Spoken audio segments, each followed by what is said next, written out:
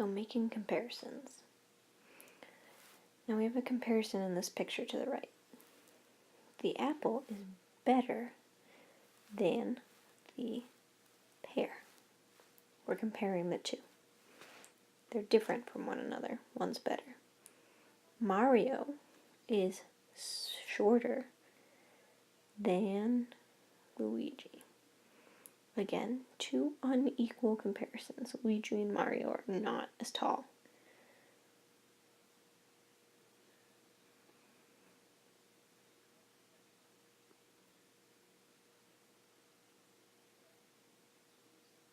Here we have a different comparison. Let's take a look.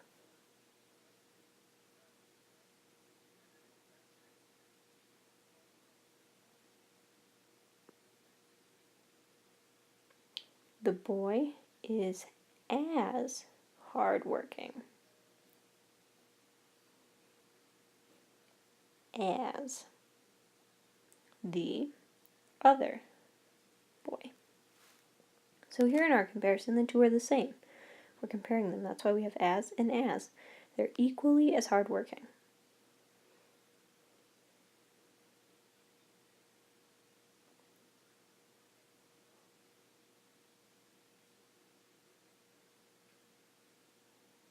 Now let's take those off to the side. Take a look at something else.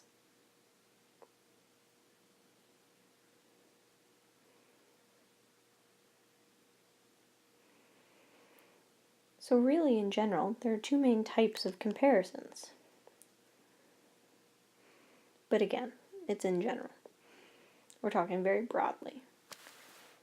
The first type is when you're comparing two things that are not equal. Just like Mario and Luigi in that example. They're not equal. So another example, the dog is bigger than the cat. So they're not the same size. Therefore, it's an unequal comparison. But then there's the other type, when we're comparing two things that are equal. Just like the hard-working example before. And here's another example. The dog is as big as the cat. So now they're the exact same size. Therefore, equal. Let's take that away off to the side, but keep that in mind.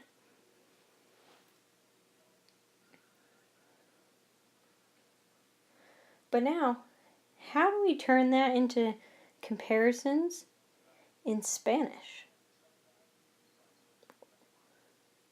Or in Español? Well, through this video, we're going to find out. So let's take a look.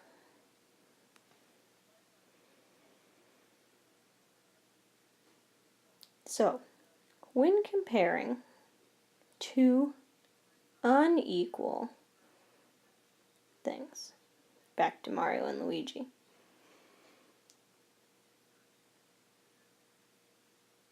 we have a formula to help us make that sentence. So we always need parts to make a full sentence, so here are the parts for our sentence.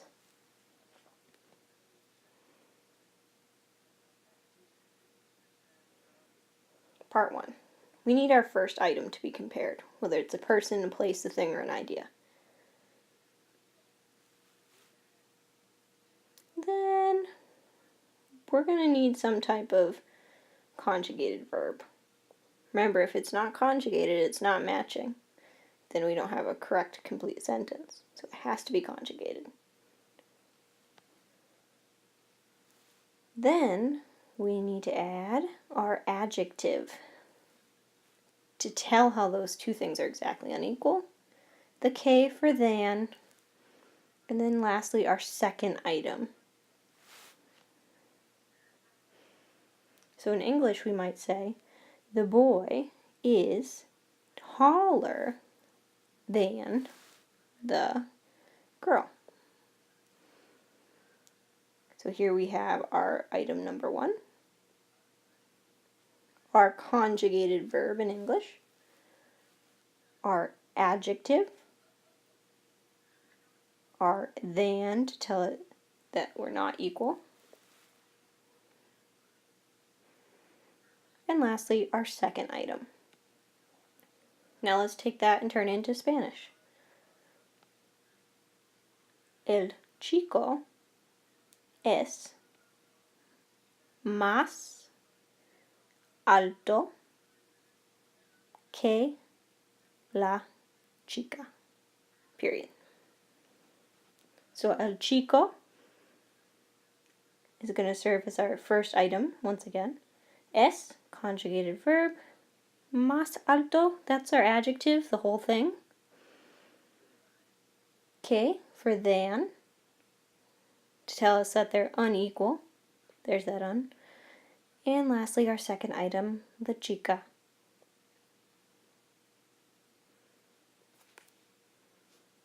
So what's the vocabulario that you need to know in order to be able to make these sorts of comparisons?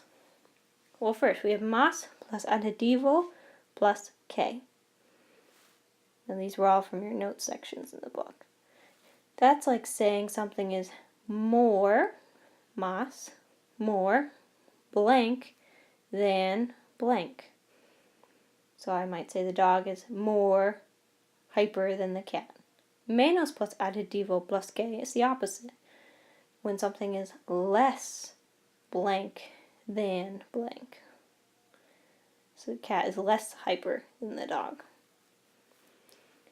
Then we have mayor and menor que. These ones get tricky. Mayor, older. Menor, younger. And once again, that que for than.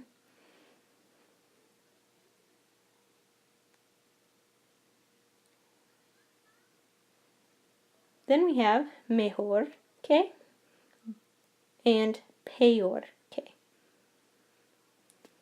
Mejor que, better than, and peor que, worse than.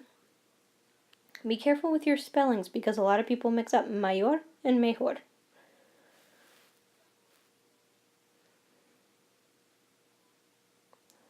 Once again, we have all these K's, but look at that spelling. K with an accent means what in Spanish? Whereas K without an accent means like something that's that. So this is where all that practice with accents comes in. Can you spell with those accents and without them? Now look at this one with the star. Mejor and peor. These ones can be plural, so depending on what it goes with, could be mejores or peores to match.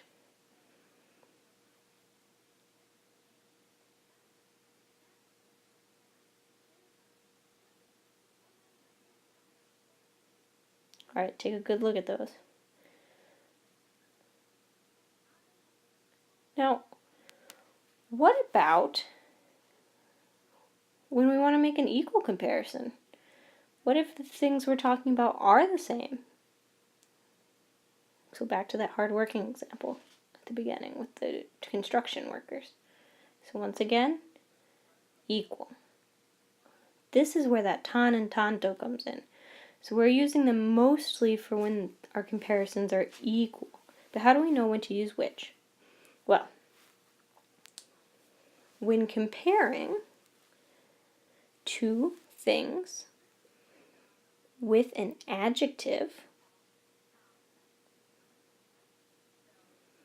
there we go, use tan. So tan is always going with an adjective. And here's our formula. We have to have our first item, our conjugated verb as always. Always double check those conjugations. Then comes our tan. Then comes our adjective. Then como. And our second item. And this all equivalates to, in English, for instance, the boy is as tall as the door. So the boy, our first item, is conjugated verb in English. Tan is equal to as. Tall is our adjective. As is como. And our second item, the door. Now let's turn that into Spanish. But before we do that, remember como with an accent mark equals how? Como without one means like or as. So again, spelling is very important and what marks you make. So in Spanish, el chico es tan alto como la puerta. El chico, or item number 1, is conjugated verb, tan as, alto, our adjetivo, which matches chico, como as, and our second item.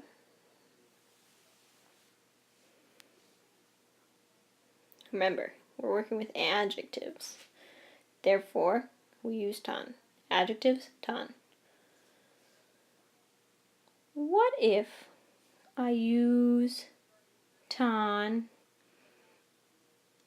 in a negative way or negative sentence? What's that do? Well, that allows me to say that two things are not equal. So I could say perhaps something like, el chico no es tan alto como la puerta. The boy is not as tall as the door.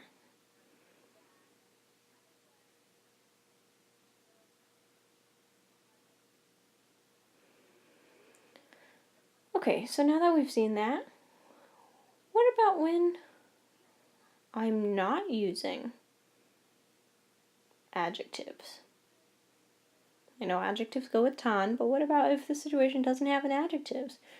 Remember that adjectives are description words, so to tell how a noun is. Is it short? Is it tall? Is it creative? Is it funny? What about when I'm not using those? Well, I'm going to use tanto and any of its variations, which we'll get to in a minute, when I'm talking about nouns or persons or people, places, or things. So anything that could be like an object or something tangible. Or in some cases, ideas.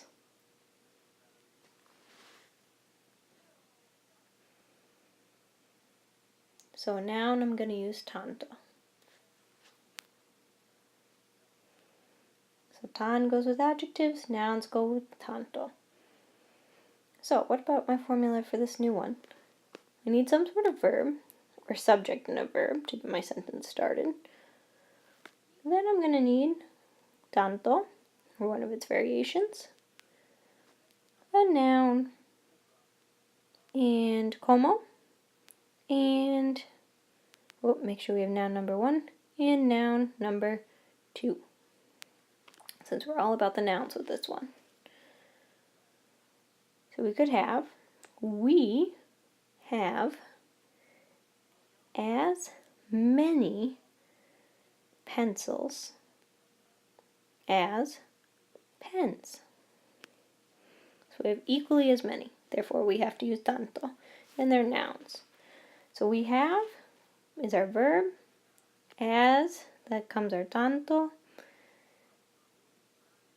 with that many attached. Pencils is our first noun, como for as, and pens, our second noun. Let's put that into Spanish.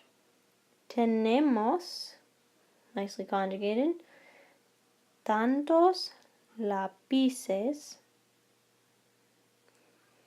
como bolígrafos.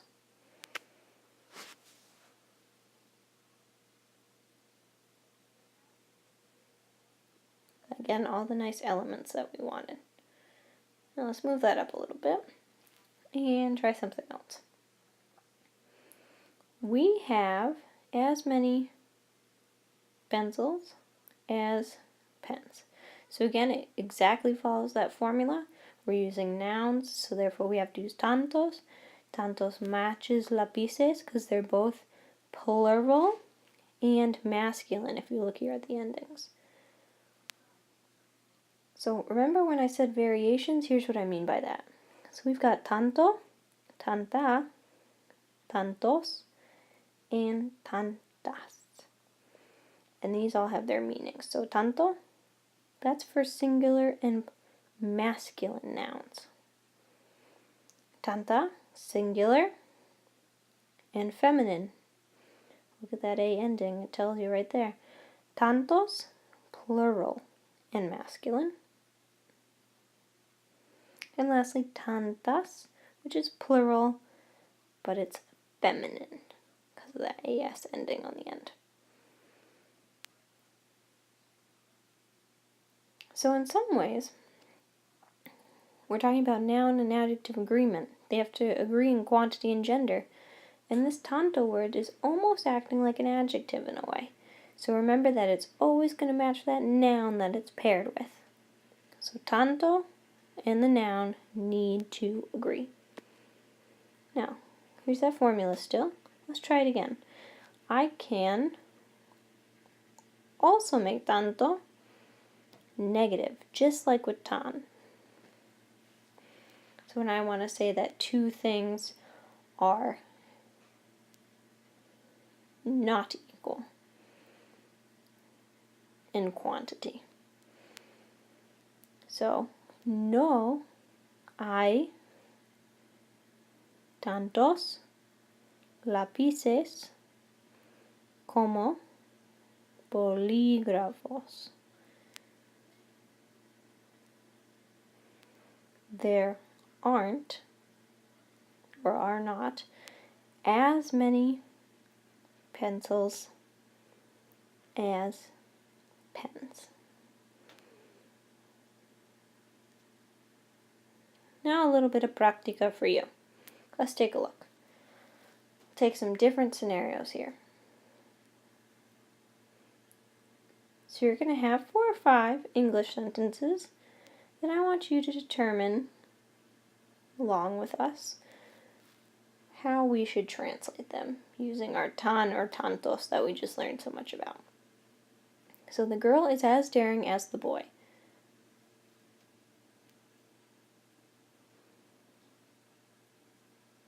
Daring? Well, that's an adjective.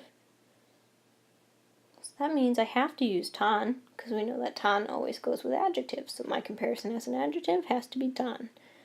And that formula is tan plus adjective plus como. ...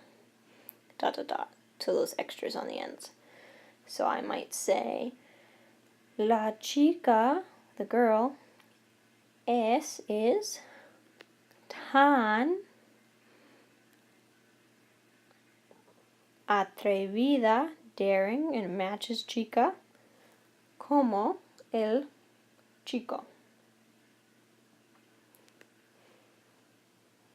Alright, let's take another one. There are as many books as papers. There is as many books as papers. What do I see? I see books. Books is a noun. Now if this is going to be a noun, I know I have to use tanto, or some form of it. Since it's books plural, it's going to have to be tantos, for plural and masculine. So let's make it Spanish. Here's our formula. Tantos plus noun plus como plus noun. remember all those extra bits because we need a full sentence. So here we go. There are tantos libros, can they match, como papeles. There we go. Now you try. I'm going to put some examples up, and I want you to take a couple minutes to try to do these ones on your own. Remember, a good first step is to figure out which word is the comparison. If it's an adjective, you're going to use tan. If it's a noun, you're going to use tanto or some version of tanto, depending on what the noun is. So first we have the class is as difficult as the rehearsal. Number 2, there are as many students as teachers.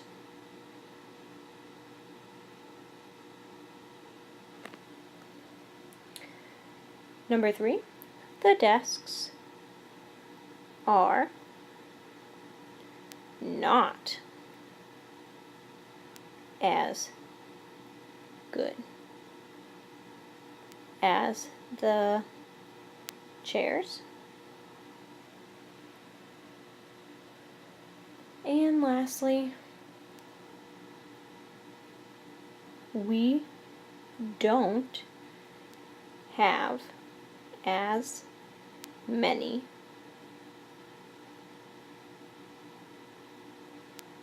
clubs as sports.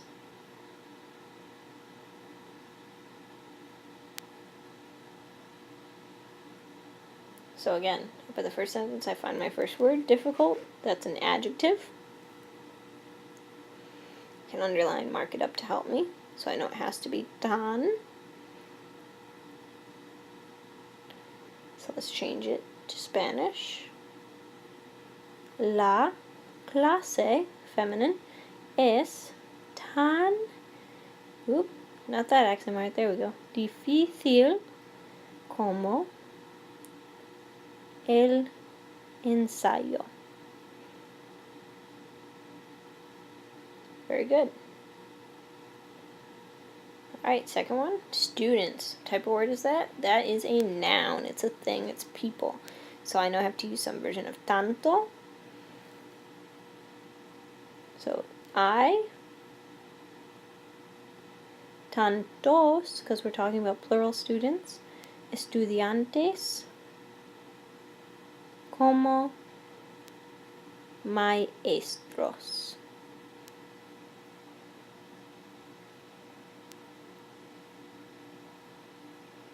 Third sentence, good. Alright, that's definitely an adjective.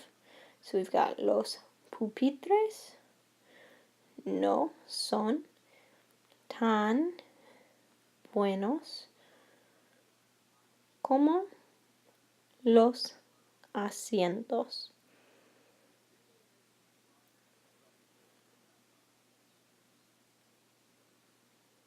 Clubs, definitely a noun again. No tenemos, again, that's the negative, tantos clubes como deportes. Well, I hope this was helpful. Now, try a challenge. Use the vocab words, all of them, in sentences with tan or tanto. Be creative.